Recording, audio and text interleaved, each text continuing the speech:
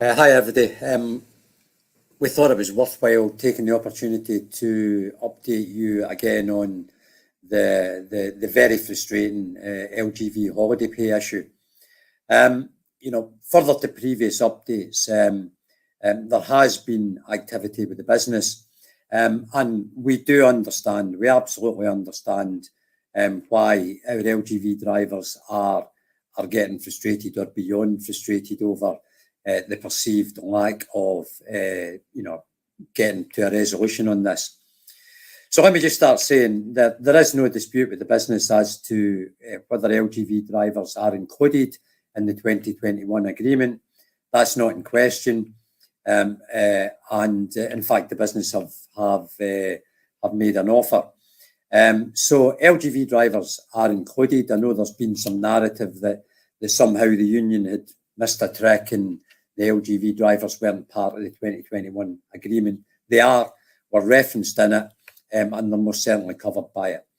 The issue, as you're aware, is that the LGV drivers are covered by the 2014 SA on leave agreement, but because we don't have an SA rate in network for LGV drivers, what was viewed as pre-scheduled overtime then became applicable since 2014 to that 2014 average SA on leave agreement. And as we've reported before, it would seem, or what's become apparent, is that almost every VOC did things differently in what they recorded as pre-scheduled and what's been paid in the 2014 agreement. And that's ranged from some VOCs, and there are quite a number, where every hour of overtime worked has been considered pre-scheduled and has been included in the 2014 agreement. Now, in those VOCs, there won't be any back payments under the 2021 agreement because effectively you will have had holiday pay for all of your overtime as part of the 2014 agreement.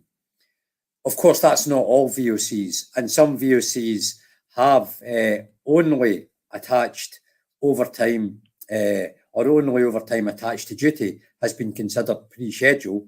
So all other overtime or elements of other overtime, if you've worked it, would be applicable to the 2021 agreement.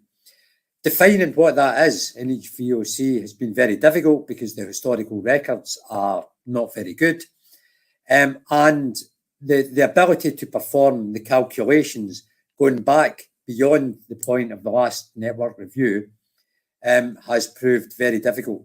And we have tried various options at various sites, but it is still potentially very difficult. Where we got to with the business, though, was we had agreed that, or they have agreed that you are in scope if you meet the criteria, and that they would perform the calculations. However, after we trialled a couple of versions, the business did come back to us and say that they believed, given the difficulty they thought the performing calculations for every driver was going to be, that they made an offer on a sort of compromise position that would have given a lump sum payment to the drivers who they believed were in scope. So that would be the drivers where they don't believe all overtime has been included in the 2014 agreement. And then they wanted to make a generic payment to those drivers. In our view, the sums of money on offer were woefully low for what we believe will be a group of quite big earners who would be potentially entitled to some decent payments under the 2021 agreement, and we rejected it on that basis. At the same time, though, and this was the other real issue, at the same time, though, the business also proposed, as well as their compromise agreement, they wanted to revert all VOCs down to the scenario where only duty attached to overtime would be included in the 2014 agreement moving forward. So effectively, they offered us a compromise agreement that we didn't think was suitable, And our position to them is, no, you will have to go back and do the calculations. But on top of that, they've also said they want to revert to the lowest common denominator at all VOCs, which would mean if VOCs where effectively our members have enjoyed excellent holiday pay protection since 2014, then they would receive less going forward. And that's not a position we can accept. Our counter position to the business is, you know what? Many of the VOCs have been doing it anyway, including all overtime in the 2014 agreement.